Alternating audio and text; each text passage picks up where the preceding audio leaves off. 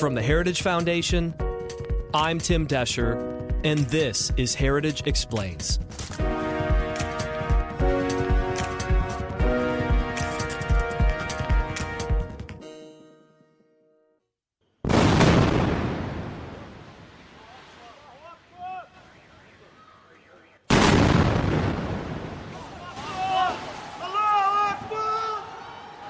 Over the last few weeks, it's been hard to miss all of the videos of missiles flying through the air, buildings collapsing, and people shouting. The conflict between Israel and Hamas Palestinian militants continues to present challenges for achieving lasting peace in the Middle East. But after 11 days of fighting, there is a ceasefire. So how did we get here? And where do things currently stand?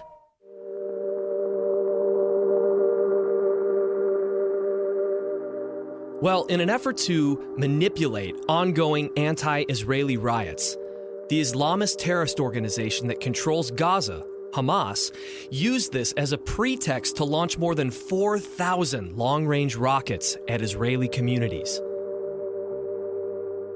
In response, Israel used the so-called Iron Dome missile system to defend itself and strategically bombed targets that pose threats to Israel's security.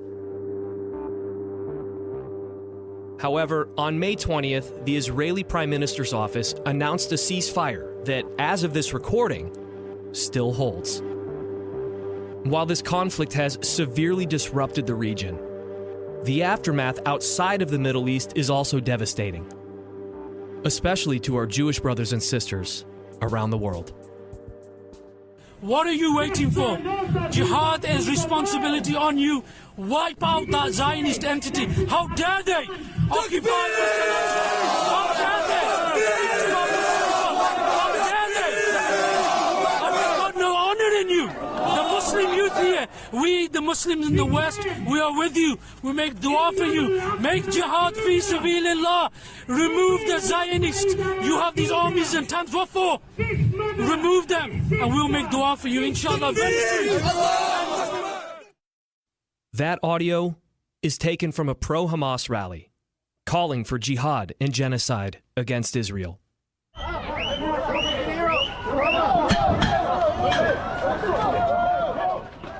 Do you hear that? That's taken from a video on the streets of Los Angeles, showing a group of people harassing, beating, and attacking Jews on the street.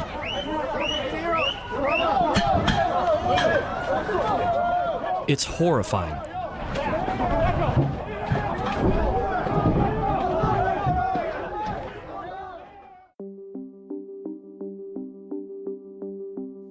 A report by the Anti-Defamation League shows that a week after the conflict started, anti-Semitic incidents were up 47% in the United States. In addition, they found 17,000 tweets which used variations of the phrase, "Hitler was right."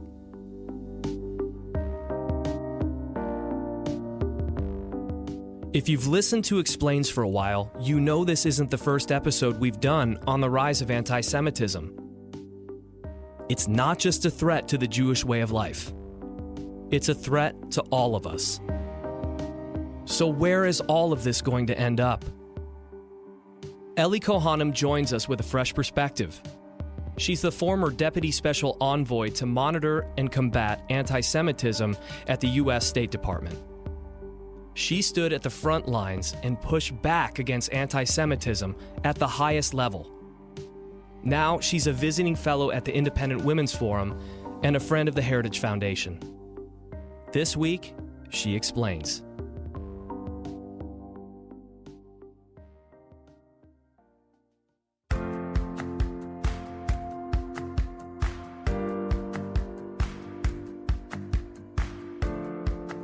Virginia Allen here. I want to tell you all about the best job placement program for conservatives, the Heritage Foundation's Job Bank. The Heritage Job Bank connects conservatives of all career levels to jobs with conservative employers all over the country for free. If you sign up, the Job Bank will send you new job openings every week and invite you to their virtual job fairs and career seminars.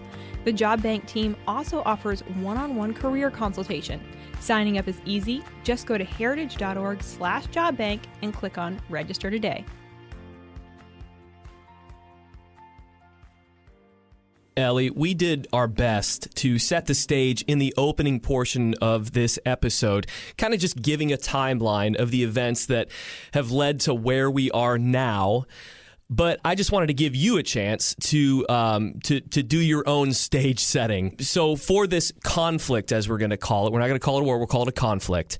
Where have we been and where is it heading? Tim, I'll tell you something. I think the key idea that everyone should really focus in on is the notion of moral equivalency, which a lot of voices in the United States and the far left fringes are trying to make this argument that somehow the Jewish state of Israel and the terrorists who wish to destroy her have moral equivalency. And so in this conflict, what we saw was Hamas begin to rain down, by the end of the conflict, 3,300 rockets over Israelis.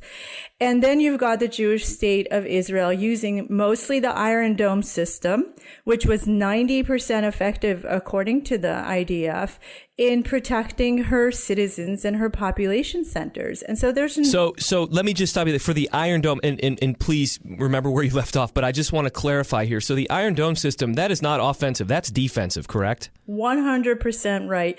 And so what's astounding to me is I've been seeing on social media and in the media, people somehow saying that because there's not the same number of deaths in the conflict, that somehow it's disproportionate.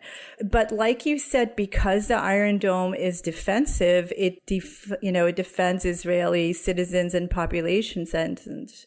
And so the Palestinians on their side in Gaza don't fight in the same way. What they do is you have Hamas terrorists going purposely into dense population centers, going into places like hospitals, schools. You know, the building that AP and Al Jazeera were working out of, and purposefully using Palestinians and others as human shields. Let me stop you really quick here, because you've used a term. You've said Hamas and terrorists, and terrorist is a very extreme word. So if you could maybe just define a little bit terms here. They're a terrorist organization. Is that correct? Tim, you know what? That's not Ellie Cohanim's opinion. That is the designation of the United States State Department. Hamas is a foreign terrorist organization, and the European Union agrees. Okay. Wow. That is very, very telling. So let me ask you this. What, with the initial firing of rockets, Hamas firing rockets at Israel, what's their goal with this? Well, the Hamas charter says that they want to eliminate Israel, and they also want to eliminate Jewish people around the world. So it's in their charter. Again, that's not Ellie Cohanim's opinion. It's what they say their goal is. I see. Okay. Well, look, I want to move into a little bit of maybe context for why this is happening. One of the signature achievements, and you were a part of this, for the Trump administration was the Abraham Accords. And every story that I read on this has some mention of the Abraham Accords that the Trump administration was able to bring to fruition. It was an unprecedented normalization between Israel and several Muslim nations in the region. It's a big deal, a normalization of these relations. And the main refrain that I read in stories is that, this is just an unraveling of the Abraham Accords. What is your response to that? I disagree with that completely. And I think that sadly, there's a lot of people, again, on the left who are trying to cheerlead away from the peace deals that the Trump administration made, away from the peace in the region, and kind of back towards conflict. So Tim, look, the way the Trump administration left off the Middle East, we kind of handed on a silver platter to the Biden administration a region that had achieved 4 warm peace deals. These were the first deals in 26 years. And we also left a region where the Iranian regime had been contained through the Trump administration administration's maximum pressure campaign. What's sad to see is that in only over 100 days into the Biden administration, all of this did unravel. And I would argue, as I did in The Hill this week, that it's because the Biden administration is drawing closer the Iranian regime, while at the same time alienating U.S. allies, Israel, the Kingdom of Saudi Arabia, and the other peacemaking Gulf states. Ellie, you mentioned your piece in The Hill, and it was awesome. Biden administration engagement with Iran yields violence in Israel.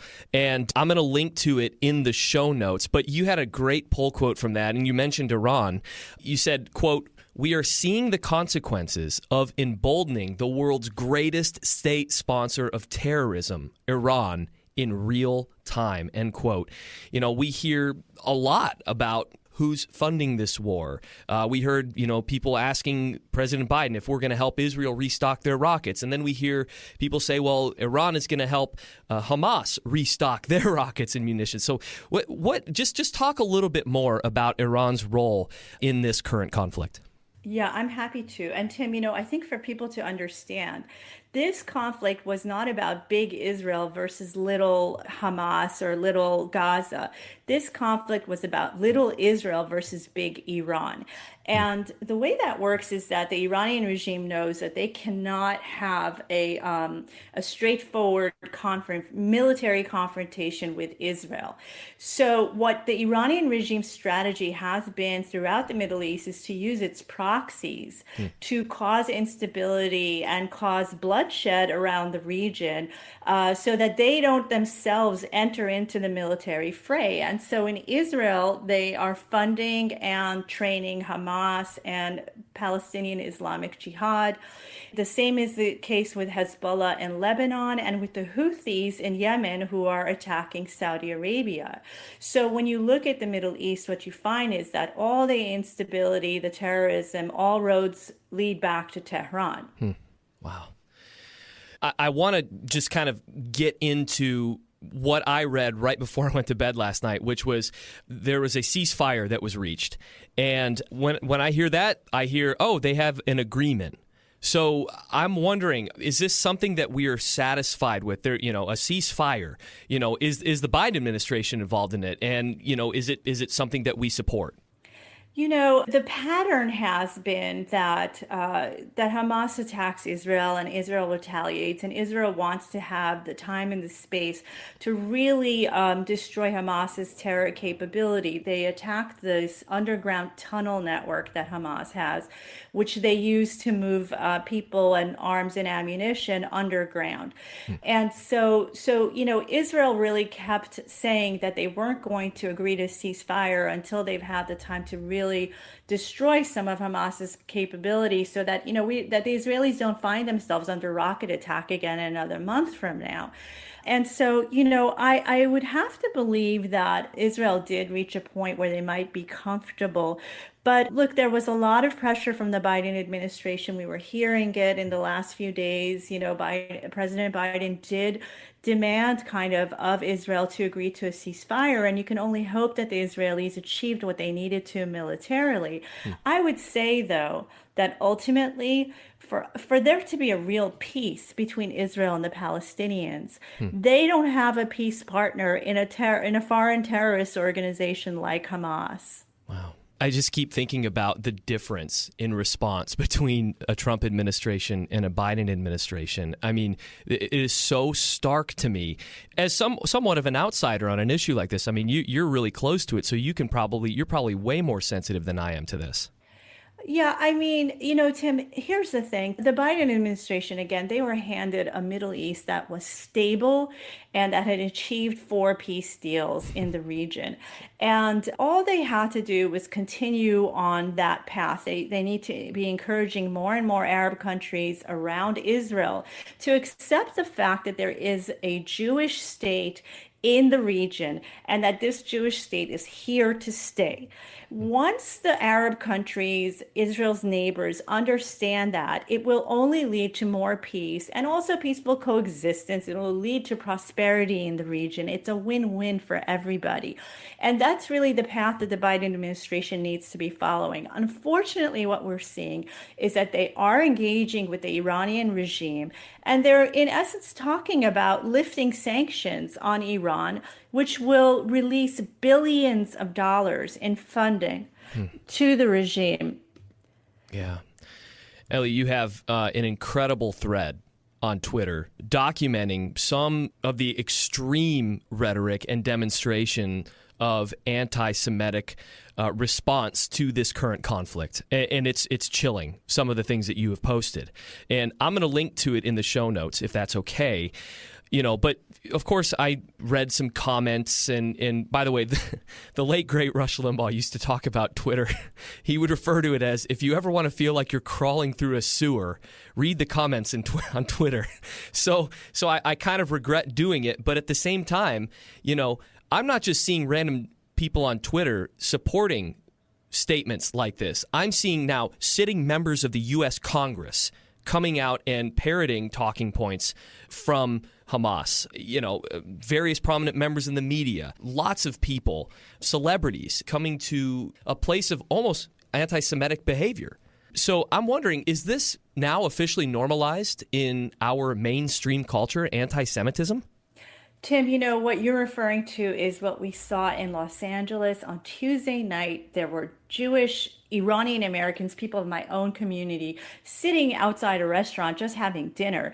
And a convoy of cars waving Palestinian flags drives through this very Jewish neighborhood, says that they're looking for Jews. They come out of the cars, they attack these Jewish restaurant goers. And now the LAPD is investigating hate crimes. Yesterday in New York, we saw similar scenes where 47th Street, the Diamond District, which is known to be a heavily Jewish industry, had a convoy of cars, Palestinian flags, keffiyeh wearing. Same thing, they come out of the car, they start harassing Jewish passersby, and they threw some sort of firebomb or explosive into the street. NYPD is now investigating as well. What I want to alert everyone to is that we cannot become a society that tolerates this anti-Semitism. The United States has no room for this hatred. And ultimately, what we need to understand is that anti-Zionism is anti-Semitism. That's what we're seeing happening in our cities right now. Yeah. Man. And we've actually talked about this on Heritage Explains before. You have members of the squad coming out, again, parroting these talking points. And then you have leaders of the Democrat Party, supposed supporters of the state of Israel, who are letting them lie. They're not coming out and correcting the record. They're just letting it go. So I want to dig a little bit more into that. Do you feel like this is intentional? Is this something that liberals at the Democrat Party actually support? Or they don't support the state of Israel? What is your take on that? Tim, I think the Democrat Party has really lost their way and they've lost their moral compass. You're exactly right. It was shocking to see people like Representative Ilhan Omar, Rashida Tlaib, Alexandria Ocasio-Cortez take to the floors of Congress and just really spew complete inaccuracies, falsehoods, and lies against Israel. It's almost like they didn't even, they just took the talking points. It's not like they even formed it on their own. It's almost like they were emailed talking points. They went and they read them verbatim. Exactly right. And what they were doing is, again, creating this false moral equivalency between Israel defending herself from Hamas terrorists and the terrorists. Ilhan Omar literally tweeted that Israel was committing acts of terrorism. And how dare she? How dare she compare the Jewish state of Israel, the only democracy in one of the strongest democracies in the region, the strongest ally of the United States. How dare she compare the Jewish state of Israel to a Hamas foreign terrorist organization? there is no comparison, and she should be held accountable. And I agree that the Democratic Party leadership should be holding these newbies to Congress. They should be holding them accountable. Let's talk about the state of play in the State Department. You know, you left the State Department, like you said, it was in a good place in terms of the relationships in the Middle East with Israel. But let's talk about more about your work with anti-Semitism. Where did you leave things in the State Department, and where do you see things going? Tim, that's a great question. We had a number of priorities that we focused on. First and foremost, we had our eyes on the communities around the world where we felt that the entire Jewish population in a certain country might be at risk. So those were places like Iran, like Turkey, like Venezuela, where we thought that things could move fast on the ground, and we had to keep a very close eye on them. And I certainly hope the new State Department under the Biden administration is taking the same tactic. We also, as you mentioned, were part of the Abraham Accords team. And so we worked very closely with the Kingdom of Bahrain, with the Kingdom of Morocco, and with many of Israel's Arab neighbors to help them root out some of the anti-Semitism that has, had a place in the region historically. And we were really thrilled to be able to work and make historic agreements with Bahrain, with Morocco, and with others, pledging to fight anti-Semitism, anti-Zionism, and Islamophobia together. Yeah. And so again, that's a legacy for the State Department to carry on as well. Yeah, it's so funny. I was in conversation with somebody who you worked with, but I won't mention their name, but they said in some private talks that it wasn't just an obligation for these nations to come to the table with Israel. They seemed very excited and very optimistic about establishing these relationships with Israel. So that says a lot to me. It is a lot, Tim, and there's a lot of potential. There is a lot of potential, but we need United States leadership. And we can only hope that the Biden administration will step up to the plate and lead the region towards peace and reconciliation. I would tell you that the United Arab Emirates and Bahrain, who were the first two to make these peace deals with Israel, their societies have worked very hard internally to create a culture of coexistence. And in the United Arab Emirates, I was pleased to go visit in office.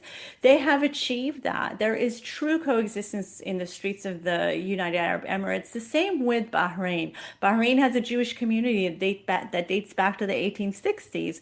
So these are countries that are really role models in the region and for the world of how you can live side by side with your Jewish neighbors.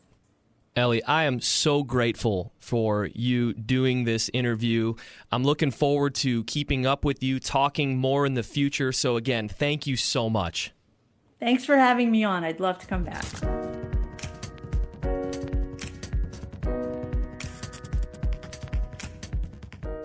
And thanks so much for listening to another episode of Heritage Explains. I've linked to all the relevant info in the show notes, so feel free to log on, check it out. Ellie's pieces are there. Her Twitter thread is there with all the videos. Again, this issue is huge. It doesn't just impact the Jewish people. This impacts all of us. So thank you so much for your concern. We'll catch you next week.